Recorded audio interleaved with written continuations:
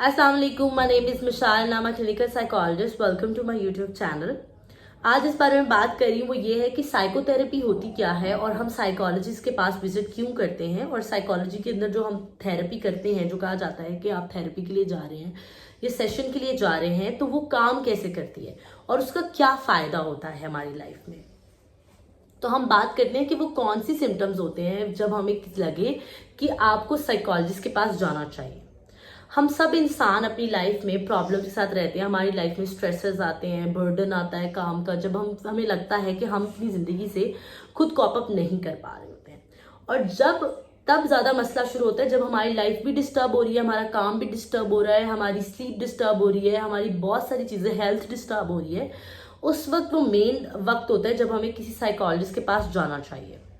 और उससे पहले ये नहीं सोचना चाहिए कि मैं जाऊंगा तो मुझे लोग पागल कहेंगे। ये वाला जो वर्ड्स है ना, वो लोग कहते हैं जिनको इसकी नॉलेज नहीं है। साइकोथेरेपी कहते हैं कि हमारी किसी भी रिलेटेड मेंटल हेल्थ इश्यूज या हमारी वो इश्यूज जो हम खुद सॉल्व नहीं कर पा रहे हैं, उसमें जो हेल्प करती है उसको हम कहते हैं साइकोथेरेपी। और जिसके साथ हम बात करते हैं वो साइकोलॉजिस्ट होता है। तो साइकोलॉजिस्ट जो है वो आपको कॉप अप करने में, अपनी प्रॉब्लम से कॉप अप करने में हेल्प करता है।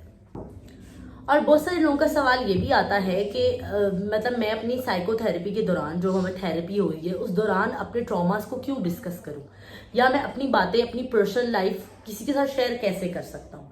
तो साइकोलॉजिस्ट जो होता है उसके अंदर, जब वो साइकोलॉजिस्ट के पहले नॉर्म्स में ये है कि वो आपकी प्राइवेसी को किसी के साथ भी शेयर नहीं करेगा, आपका डाटा शेयर नहीं होगा, आपका नाम शेयर नहीं होगा।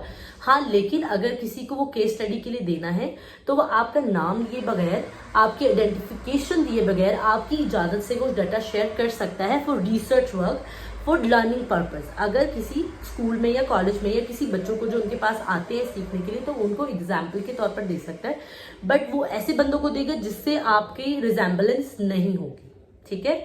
और दूसरी बात ये कि जब हम किसी से ट्रॉमा शेयर करते हैं तो ये बिल्कुल इसी तरह है कि हमारे दिमाग में बहुत सारे चीजें हैं जो घूम रही हैं, जो ट्रॉमाज हैं। जब हम हर एक से बात करते हैं ना, नॉर्मल हर एक बंदे से बात करें, अपने घर में बात करें, अपने दोस्तों से बात करें, अपने कुलीग से बात करें, तो चीजें उलझती जाती हैं। लेकिन जब हम साइकोलॉजिस्ट से बात करते हैं, साइकोलॉजिस्ट के पास बेहतरीन तरीका होता है कि वो आपकी हर एक थॉट को पहले खोलता है, ठीक है, उसके बारे में डिस्कस करता है, फिर उसके बारे में बताता है कि वो क्यों हुआ, कैसे हुआ। आप खुद आइडेंटिफाई करते हो थेरेपी के जरिए, और फिर हम उनको फोल्ड करके एक जगह पे लगाते हैं। इससे क्या होता है कि हमारे पास, हमारे दिमाग में बहुत सारी जगह बचती है और हमारी प्रॉब्लम्स जो है वो उलझती नहीं है, बल्कि रिजॉल्व होकर एक जगह पे रहती है और फिर वो हमें तंग करना बंद कर देती है। इसलिए जब भी आप थेरेपिस्ट के पास जाओ तो अपनी सारी की सारी प्रॉब्लम्स को डिटेल में डिस्कस करो। आप डिटेल में डिस्कस करोगे तो वो आपको, अगर आप अपनी बात छुपाओगे तो आपका फायदा नहीं होगा थेरेपी लेने का। तो अपनी थेरेपी के दौरान में अपनी प्रॉब्लम्स को डिस्कस करना सीखिए। और हमें थेरेपी लेनी ही क्यों चाहिए, तो हर नॉर्मल इंसान को क्यों थेरेपी लेनी चाहिए। मतलब एक तो पता है ना कि एक बंदे को डिप्रेशन है, या आपने बहुत सारे वर्ड सुने होंगे, एंजाइटी सुना होगा, किसी ने स्ट्रेस सुना होगा, बट इससे भी बहुत ज्यादा प्रॉब्लम्स होती है। जैसे बायपोलर हो सकता है, डिसोसिएटिव आइडेंटिटी डिसऑर्डर हो सकता है। ये डिसऑर्डर्स के नाम है, ये प्रॉब्लम्स के नाम है। जैसे कि किसी के अंदर ये आदत होती है कि उनकी मूड स्विंग्स बहुत ज्यादा होते हैं। अगर किसी को मूड स्विंग्स बहुत ज्यादा होते हैं, या किसी को बहुत ज्यादा ऐसा लगता है कि मुझे पता नहीं चलता, मैं भूल जाता हूँ चीजों को, या अपनी लाइफ में मैं रिलेशनशिप से नहीं चल पा रहा, मेरी रिलेशनशिप नहीं चल पाती है, मेरी हर वक्त लड़ाई रहती है, बहुत ज्यादा गुस्सा आता है, तो तब हमें साइकोलॉजिस्ट के पास विजिट करना चाहिए। ये हर नॉर्मल इंसान भी विजिट कर सकता है। अब नॉर्मल इंसान जब विजिट करता है तो उसकी रीजन क्या होती है। अब हम कभी घर देखा है, अगर हम घर बंद रखेंगे, हवा आती जाएगी आती जाएगी आती जाएगी, तो वहां पर झाड़ू फेरने की जरूरत रहती है ना, साफ करने के लिए। हम अपना घर भी साफ करते हैं, तो हमारा दिमाग में बिल्कुल हमारे घर की तरह है कि इसमें गंदी सोचें, बुरी सोचें, नेगेटिविटी भरती जाती है। क्योंकि हर इंसान, हमारी नॉर्मल अल्लाह ताला की तरफ से ही है, नेचुरली है कि हम लोग नेगेटिविटी को ज्यादा अट्रैक्ट करते हैं। हमारा दिमाग नेगेटिविटी की तरफ ज्यादा अट्रैक्ट होता है और वो ज्यादा सेव करता है नेगेटिविटी को।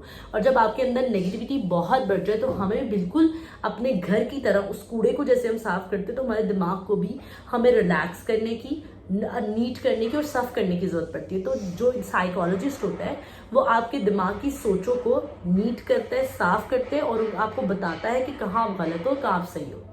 वो आपकी हेल्प करता है। वो कभी भी आपकी प्रॉब्लम्स खुद सॉल्व नहीं करता, वो आपको रास्ते बताता है, बल्कि आप खुद उस रास्ते को खुद ढूंढते हो और उसके ज़रिए फिर आपकी हेल्प के ज़रिए आप अपनी प्रॉब्लम से सॉल्व कर पाते हो। तो इसलिए आपको साइकोलॉजिस्ट के पास विजिट करते रहना चाहिए। मुझे विजिट करने के लिए आप नीचे दिए गए नंबर पर कांटेक्ट कर सकते हैं, और ऐसी ही मोर इन्फॉर्मेटिव वीडियोस के लिए मेरे चैनल को सब्सक्राइब करना मत भूलिएगा और बेल आइकन को भी दबाना नहीं भूलिएगा। अल्लाह हाफिज़।